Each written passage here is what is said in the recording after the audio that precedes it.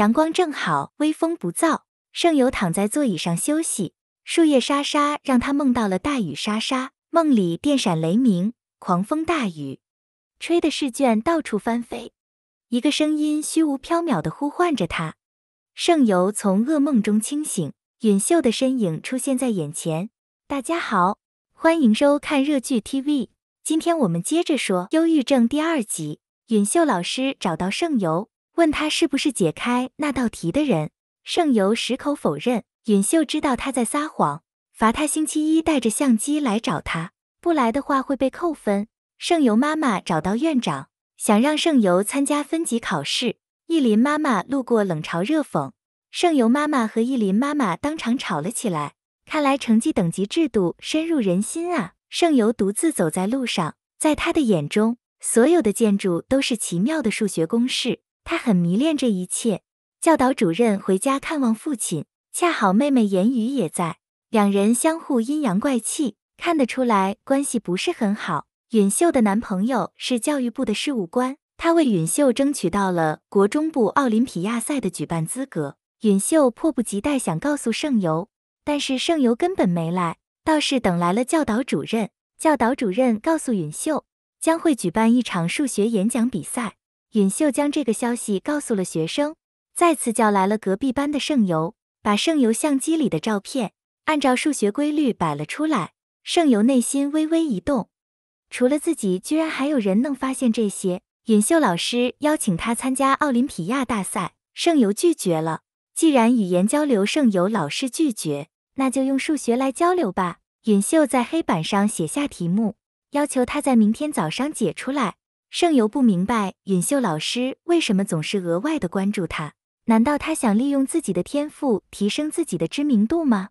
允秀只是说了一句，你透过数学看世界的视线我很喜欢。这句话撩动了盛游的心弦。盛游爸爸找到了允秀老师，给他看了盛游小时候的天才事迹。盛游10岁就参加 MIT 的邀请，但是从美国回来之后就一蹶不振，希望允秀能好好指导他。允秀却发现盛游现在缺的不是指导，而是别的，所以拒绝了盛游爸爸的请求。意林找到教导主任，希望不要进行全校选拔，他全校第1的名头本来就是很难站上去的，万一有人成绩比他还高该怎么办？而教导主任让他好好努力，不然就会抛弃他。优秀的学生不止他一个，意林压力更大了。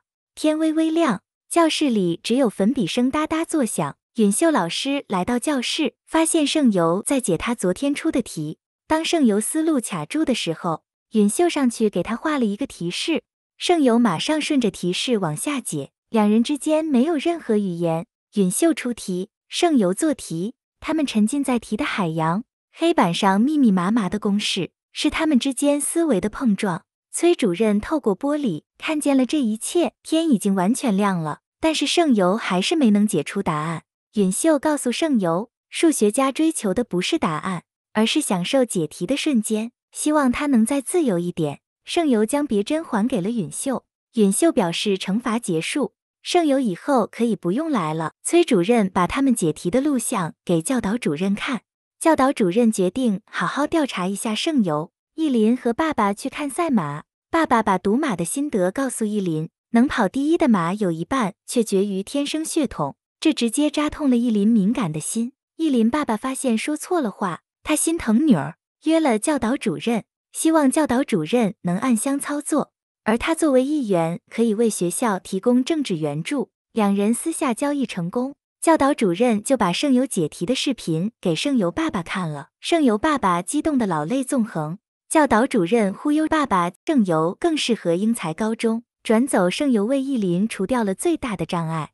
盛游遇见了允秀和她的男朋友，不知道为什么感觉很生气，要求允秀还伞。允秀表示等一下她上去拿，但是下来给她还伞的是允秀男朋友。气鼓鼓的盛游抢过伞就回家了。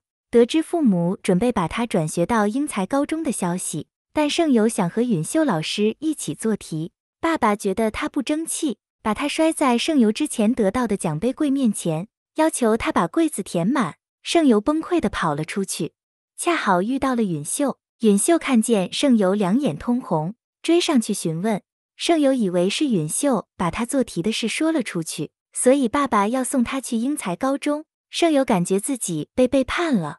第二天，允秀向同事打听，才知道盛游要转学的事。他叫盛游过去。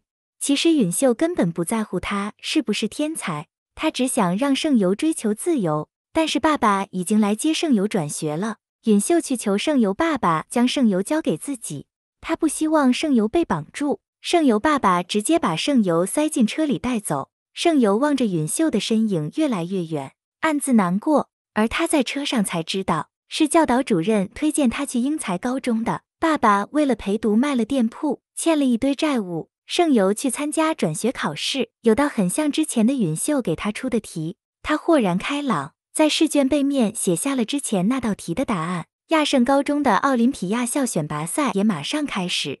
艺林爸爸和教导主任串通，所以艺林早就备好了选题答案。